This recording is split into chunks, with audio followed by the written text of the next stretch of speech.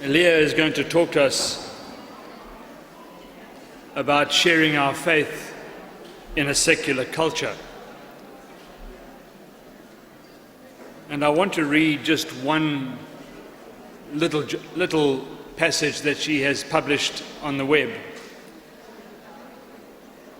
She says, "It isn't my job to explain the whole church and every bit of theology, or to trace out what Christianity says about every question that might come up today.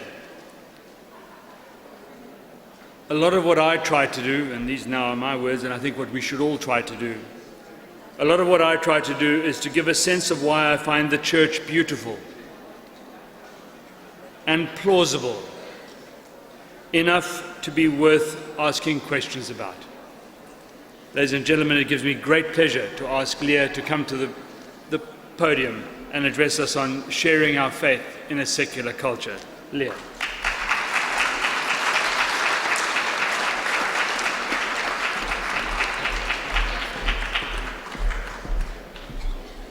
Well, hello. Thank you all again for having me. I shared my story with you yesterday, and I kind of want to give advice I found useful about how to share the story of your own faith, or even questions about your own faith, with people who don't share it. I titled this talk about just sharing your faith in a secular culture, but I think a lot of the time what we find we're doing is arguing about our faith, in a secular culture. It doesn't feel like an act of sharing. And what I'd like to do is kind of give a little advice I found helpful for bringing a conversation back to the place where sharing is relevant rather than fighting or yelling or debating. Because, I think a lot of the time what we think we're going to do when we open a conversation about Catholicism, or about our own faith or our own journey, is we're kind of setting the stage for an argument. Because the one thing we know at the beginning of the discussion is that we disagree.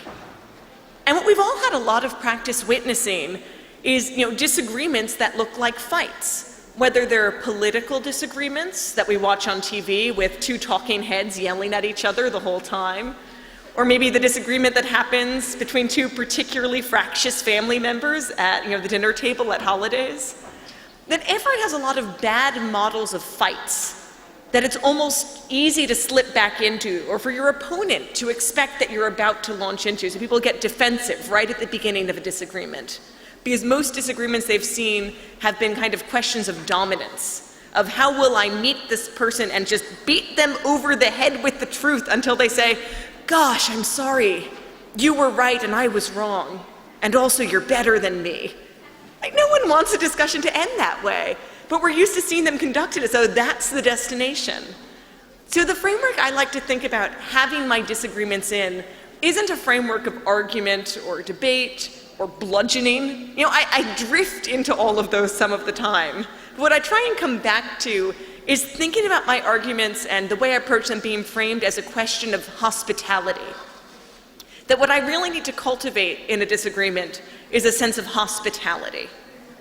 And why a sense of hospitality? Well, for one thing, I need to make a nice, comfortable home for the person I'm disagreeing with, or they aren't going to stay there and talk to me.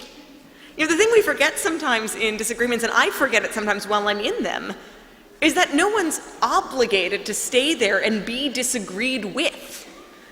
I sometimes am just on the internet, on my blog or anywhere else, engage in kind of a little comments back and forth in an argument. I think, I can't leave, If I leave, everyone will know I stopped talking to this angry person on the internet who's been using all caps for the last 5 messages. And it just feels like leaving isn't an option. But it's always an option to walk away from a fight. And it's important to remember once you start, a disagreement or even a conversation that's based around a disagreement, that your opponent can walk away. They're not a coward for walking away. They're not a bad friend for walking away. They're not a bad arguer or a bad seeker of truth for walking away. So it's my job to make it pleasant for them to stay, which means my first task is hospitality. I'm going to talk about kind of 3 areas in which you can cultivate hospitality in a disagreement. 1, the purely logistical. 2 is kind of the way you approach the whole scope of the argument, how you decide how to arrange your arguments. And then the third is going to be when you actually get to the point where you're sharing your faith, how do you do that? So first, logistically, I found that it's really helpful to just go, am I being a good host, logistically, when I'm in the middle of a disagreement?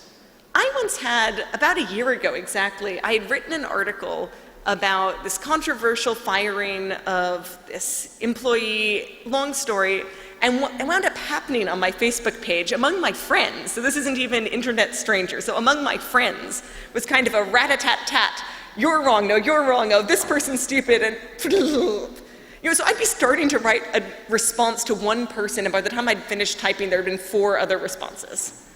And that feels normal on the internet, but it's a crazy way to have a disagreement. If it had been happening in my living room, I would have quite justifiably spoken up and said, hey, you're all talking over each other. Several of you are being very rude, and you can't behave that way in my house. But it's reasonable to behave that way on the internet. And I didn't have a way to kind of stop everyone right there. So what I did is I made them move the disagreement to my house. Because I couldn't be a good host online. So I just said, gosh, everyone, it sounds like we all disagree. You all live in DC with me. And if you just stop talking now, I will make you cookies at my house. And we can still fight then, I promise. I trust that you'll all disagree in 2 weekends, and you'll have cookies. Like, doesn't that sound nice? And I just moved the whole scope of the argument into a place where it was more pleasant to disagree, and where we had the benefit of seeing each other. So instead of just kind of a static profile picture, of seeing each other's faces change as a disagreement happened, of not really having the option to just yell over someone else because all the text would show up eventually. And I'll admit, I was a little sneaky in the way I set it up. I made sure I wasn't done with the cookies when everyone arrived. Sometimes I'm just late when I'm hosting, but this time it was strategic. So that as everyone arrived, I could say, oh gosh, my hands are full. You know, I'm still in the kitchen, these are in the oven. Could you two, who I remember had disagreed, could you two set out the plates, and could you get the milk? Could you two help move the couch? So that everyone had to work together with people they disagreed with before they even started the conversation. And before we even sat down, you know, people were passing each other napkins and handing over nice warm cookies. And you know, it took a lot of maneuvering to get to that place, but it's a much more natural place to have a disagreement. So I've tried to stay alert since then to when, by happenstance, I've wound up in a very inhospitable place. And to remember, I have the option to change it. That arguments on the internet, arguments where you're just yelling, arguments with a stranger are unnatural arguments, and I want to move them to a place of hospitality. And a lot of the time that's in my power to do, to just say, gosh, I can't keep having this argument right now this second. Would you mind if I made you dinner? Would you mind if I made you cookies? Would you mind, you know, just coming over to my house, you know, and we'll just sit, you know, on my porch? To move it to a place where we're already in an environment where we've shared love or shared fellowship. Which sounds like manipulation, but it's really restoring our actual relationship and putting that at the front of our disagreement. So I think it's nice to take an opportunity to go, how can I be a host during this fight? And if neither of you is a host when you're starting out, well, how can I flip that? How can one of us take responsibility for showing love for the other? Because until you do that, it's kind of as unproductive to have the disagreement as it would be if one of you were speaking French the whole way through. It's just harder to hear each other. So restoring their natural relationship and inviting someone into your home or inviting them to a neutral ground, maybe if it's someone you don't know so well and don't want in your living room first time, you know, even to a coffee shop so you're sharing food together and start on a more human-to-human interaction. Once I actually get to a better spot, one way I like to think about being hospitable is just even in the way I'm framing my arguments. Because a lot of the time it's tempting, and I have a debate background, so it's very tempting to kind of bludgeon someone with arguments. You know, someone who's a good debater can make a plausible case for anything. You know, and so that if the other person isn't as skilled rhetorically, they'll kind of feel like they have to knuckle under a little, even if your argument is untrue. And if I'm doing that, I'm a terrible host. I'm not giving them an argument that's actually aligned with truth. It's as bad, kind of using just rhetoric, as it would be if I were just yelling, or if I were saying, you can't have any cookies until you agree with me. You know, I remember that part Leah said about the cookies, but I figured out a new way to use them. Because it's not kind. It's not what I would want someone to do if they received me into their house and were trying to persuade me of something they thought was important and true that I was missing. So kind of the second virtue of hospitality, the first is just choosing a good location and a good setting where you do remember that you like each other. And the second is kind of keeping always in my mind a sense of symmetry. That whatever I'm doing in this disagreement, however I frame my arguments, however I even interrupt, I want to behave the exact same way I want my opponent to behave towards me, even if I'm right? I have to almost conduct, and it's hard for me. I really can't get up to doing the virtue of symmetry from 0 to symmetry. I have to pause and go, nope, I'm going to pretend that I were wrong in this disagreement, even though I'm not, and then go, how would I need to conduct this disagreement so that I would have a chance to lose? What would I need to do so that it was possible for the other person to convince me? Because that's how I should behave towards them, and how I should be modeling them to behave towards me. And that means even sometimes when I am totally right, and it'd be totally fine for me to interrupt them because I happen to be right, and go, no, you're completely wrong, listen to me. I can't do it, because if they do it back to me and they're wrong, it's going to kind of take us off the path of moving towards truth. I have to do things that would work even if I were wrong, and would wind up with both of us moving together towards the truth. In the same way that when you're a host, you have to welcome people into your house as the way you'd want to be welcomed into theirs. You can't make up kind of wacky rules for your own house, or in my house we all sit on spikes, but it's my house, it's very nice. You welcome people as they are. I need to argue with people as they are so that even if I'm right, I'm conducting myself in the same way I want them to conduct themselves. So we have this symmetry, which again, kind of pushes me back towards this idea that we're already in fellowship. We're in disagreement, and that's one small facet of our relationship, this one disagreement, but what we really are is in fellowship. So everything else in the argument besides the point on which we disagree should look like fellowship. We should be talking to each other nicely. We should be in a place that's comfortable. We should both be conducting each other to give the other person a chance to change their mind and to give ourselves a chance to change our mind. I might be biased on that last fact because my changing my mind was really important to me, and I'm glad that I had arguments that made it easier for me to change my mind about Catholicism. But that means every time I have a new one, I want it to be as easy for my opponent. And some of that, making it easy for someone to change their mind, is just kind of not putting too much pressure on them even in one conversation, right? You want it to be easy for someone to go, oh, that's a good point, I hadn't thought about that, and not follow it with a, well, then you concede, don't you? You can't say, oh, that's a good point, if it's always going to be followed with kind of a rap across the knuckles of, well, you were wrong about that, wrong about everything, aren't you? Right? And I wouldn't want someone to treat me that way. So I have to keep pausing, even when it feels like I can kind of go for the killing blow in the debate, and go, nope. I want it to be easy for someone to come back. I want it to feel natural for them to continue this conversation. And, when I actually finally, in one way I even do that, is I want every fight to feel kind of low stakes. I want it to be, for either of us, again, going back to symmetry, a gradual accumulation of evidence and lived experience and kind of pausing to go back home and think about things that convinces someone, not that in one discussion I try and close the deal. Because no one can advance that many arguments that are that compelling in maybe a 20-minute disagreement. Even if I get someone to concede and I feel like I've won, they'll go home and they'll think about it, and they might, change their mind as they mull it over. And if I've kind of been inhospitable, even while forcing that concession, they won't come back to me with their questions later.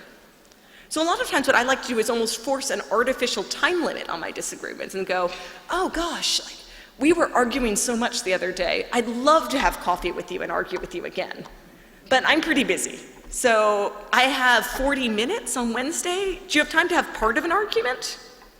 And saying part of an argument means, first of all, my opponent does not need to be worried that they're going to come over to my house and be kind of trapped there for the evening, maybe even the weekend, maybe we'll start having a disagreement and I'll go, oh, wow, this is a great disagreement. I can see you're really wrong. I can pull out the couch, You can just stay here at my house until you can see.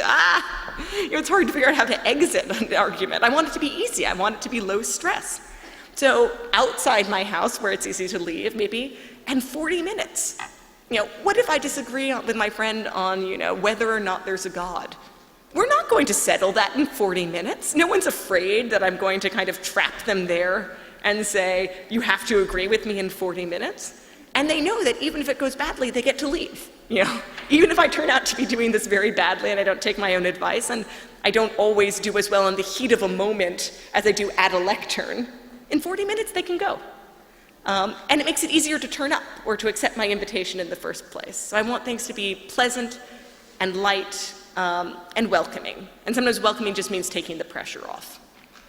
There's actually an interesting thing in terms of trying to have these fights in serial almost, right? Where, we have a 40-minute coffee fight, and then later maybe we have a 1-hour dinner argument, and then later a 15-minute ice cream kerfuffle. I don't know. It becomes part of our life going on as we add books or add an article. Oh, did you see? And it becomes an ongoing conversation where people might move a little over time.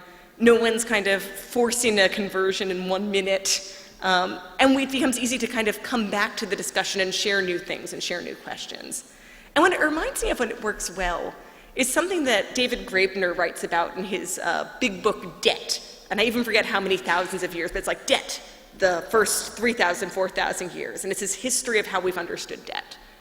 And one thing he says is that there's a culture that does a lot of barter. And when people pay each other back, they don't pay each other back exactly. If I borrow 6 chickens from you, you later turn up with 4 heads of broccoli, and it's about right, but you never kind of pay someone back exactly the right amount. And he said the reason you never pay someone back exactly the right amount is because it would be incredibly insulting. It would be, oh, I realized how much I owe you, so I've paid you back exactly. So now we don't need to have anything else to do with each other. We're done. I owe you nothing, you owe me nothing, we're finished.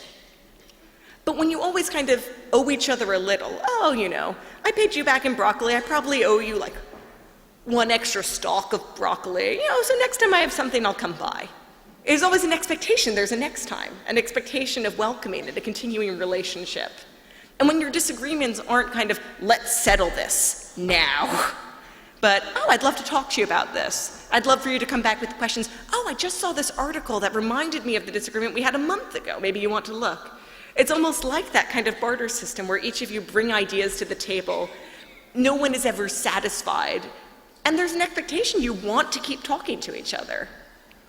Now, sometimes what happens is, I'm talking to people about this beautiful idea of serial discussions, and people say, well, look, I can't have a serial discussion with this person.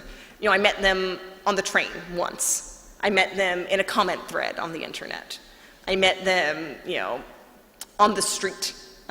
We saw each other, we locked eyes, it was disagreement at first sight. And I knew that we could have a beautiful 1-hour disagreement. And maybe you can have a beautiful thing right then. I would expect all those kind of glancing arguments to be less effective for both of you, because you don't have an ongoing relationship where it's natural to bring questions back. Sometimes I've had friends who have had kind of initially glancing disagreements, and they were so hospitable that it did feel natural for someone they met on a train or in a comments thread to go email them, right, and say, I read this thing and it reminded me of what you said. I'd love to talk to you about it again.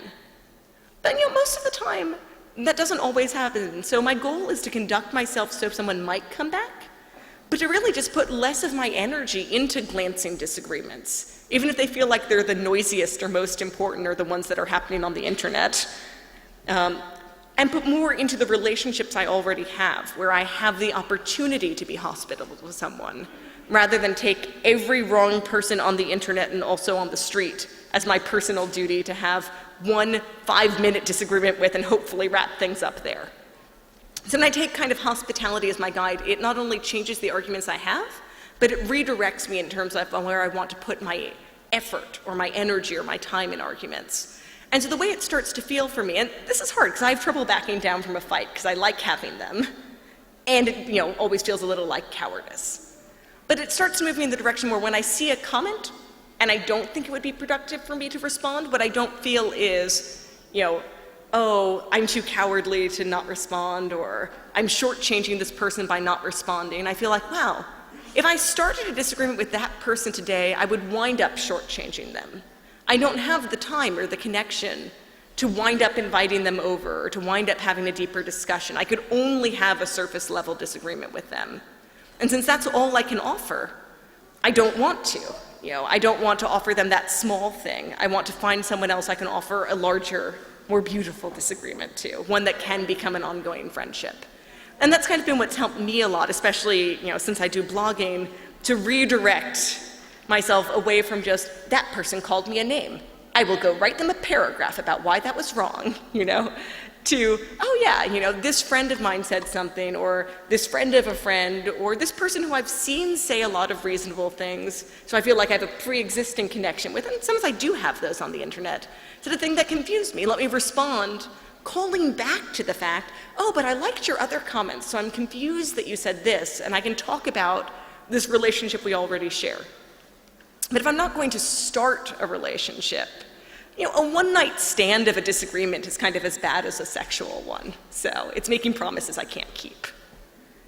Now, when I actually get to the point where I've welcomed someone into my home, welcomed someone into a coffee shop, wherever it is, where I have this kind of ongoing pattern of disagreements, and it's beautiful, it's a friendship founded on not agreeing with each other, the best kind of friendship, but of both loving truth enough to keep meeting, then I actually get to the moment where I can think about how to share my faith and how to put it before someone. And the temptation is always, I think, to try and start by proving my faith. To go, well, have you gotten a load of St. Anselm's ontological argument for God? I have looked it up on Wikipedia this morning, and here are the steps, Or, even a proof that was convincing to you. And again, that kind of often fails the welcoming test. It's not the question that my friend is most interested in. It's much more of a, let me see if I can get you to concede right this minute. And what I think about in terms of when I open with, once I've finally gotten to the point where we're in a good place, physically, emotionally, to have a disagreement, is this piece of advice people give writers, when you're starting a book, a short story, a novel, anything, that the purpose of the first sentence of your book is to get people to read the second sentence of your book. The purpose of the second sentence is to read the third sentence. And you have to have something that causes someone, again, to want to stay here in this disagreement. They're never obligated to.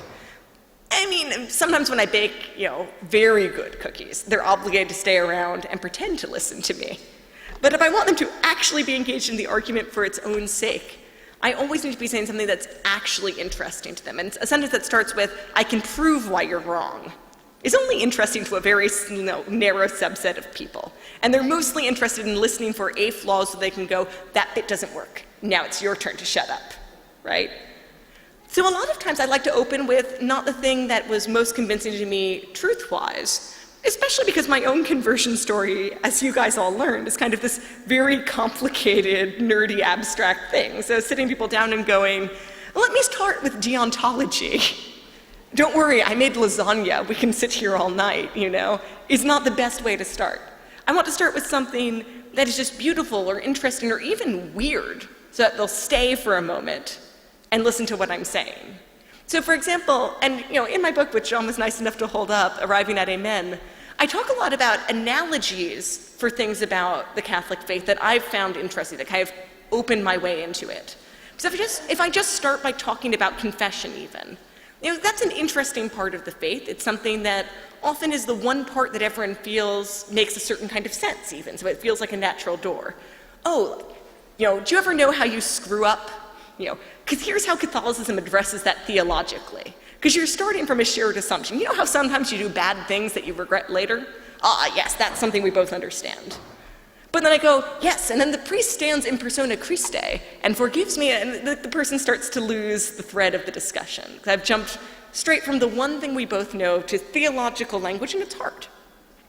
So I want to, either frame it entirely in language and experiences that make sense to my friend, or at least move off of the native language of my faith to something that's perplexing enough to keep them there and asking questions. I don't need someone to understand what I say on the first pass.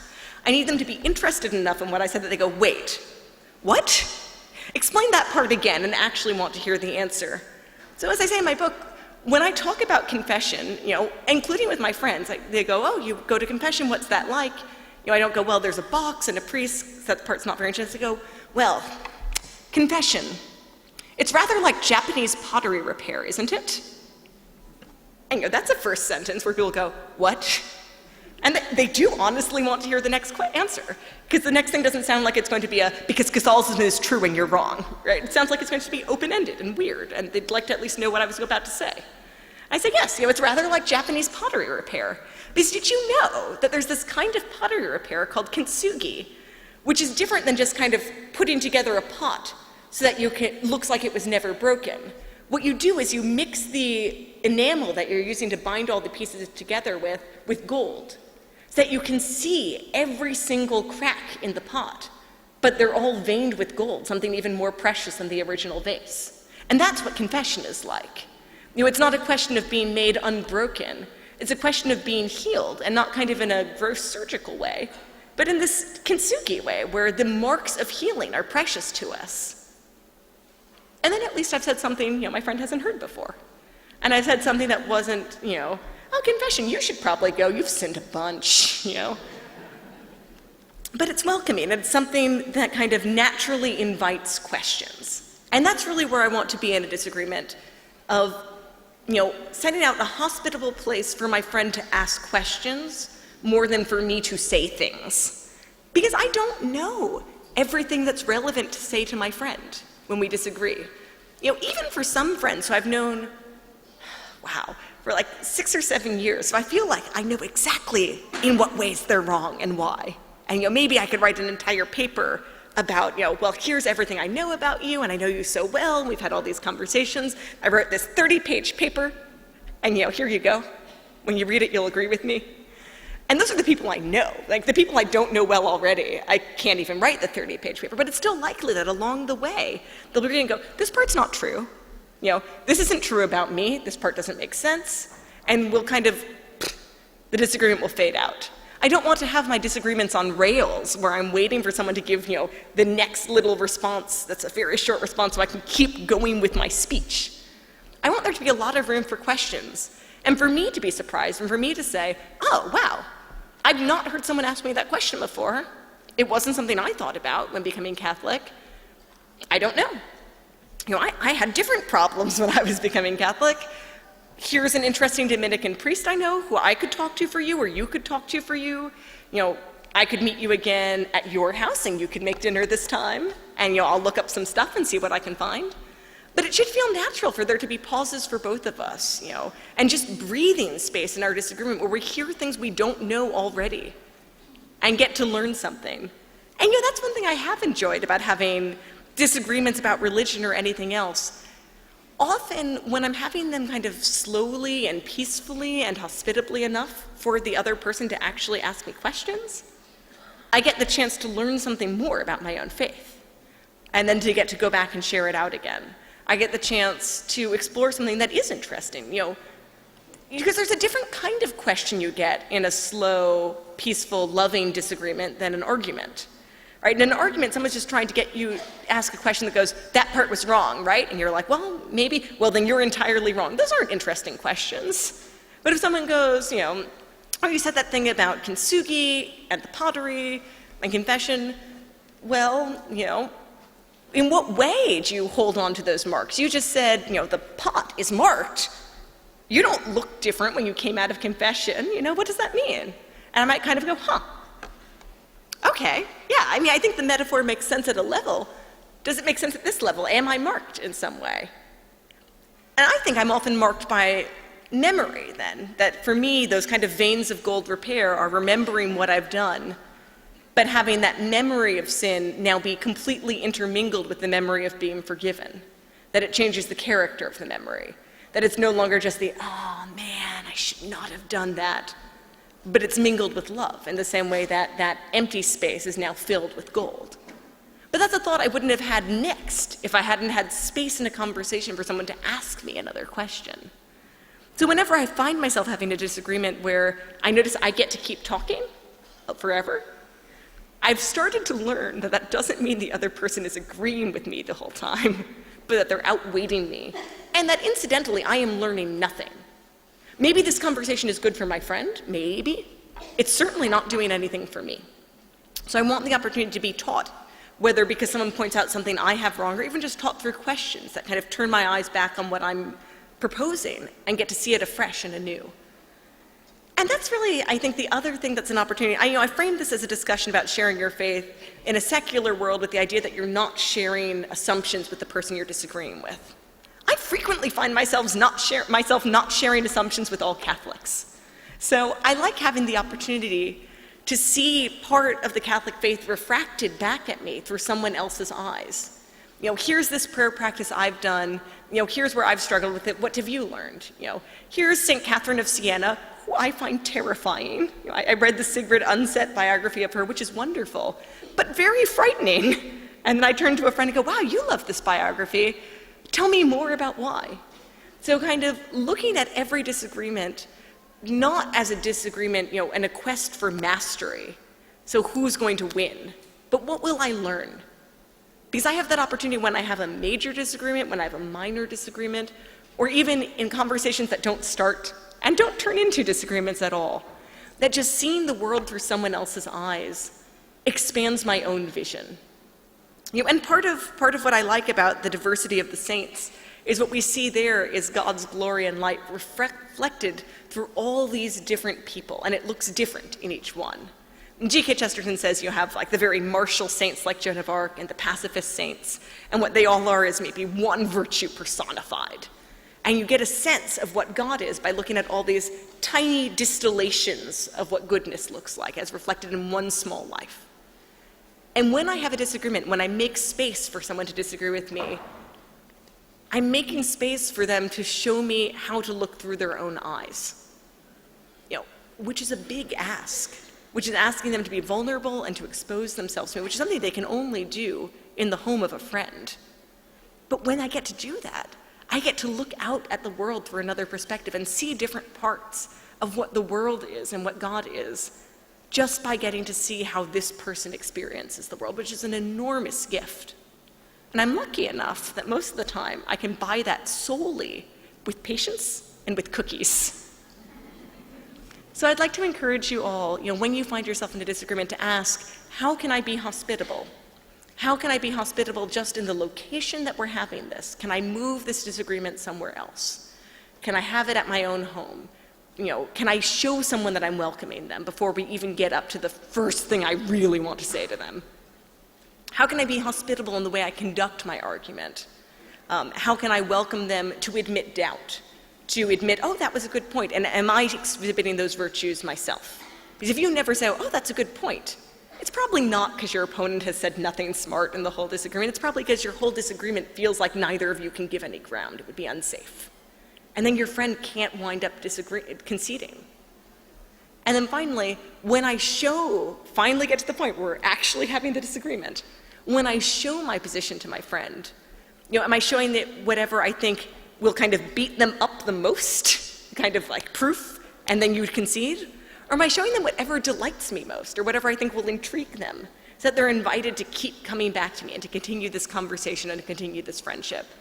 And am I kind of hungry not just to show them what I have, whatever beautiful truth it is I think they should look at, but hungry to look at it as they're looking at it and to see through their eyes and to love them, and to get the gift, if I'm brave enough to ask for it, of not just looking at my own argument through their eyes, but getting to look at the whole world through their eyes and be surprised by what else there is to delight in that my own blind spots hide from me. Thank you.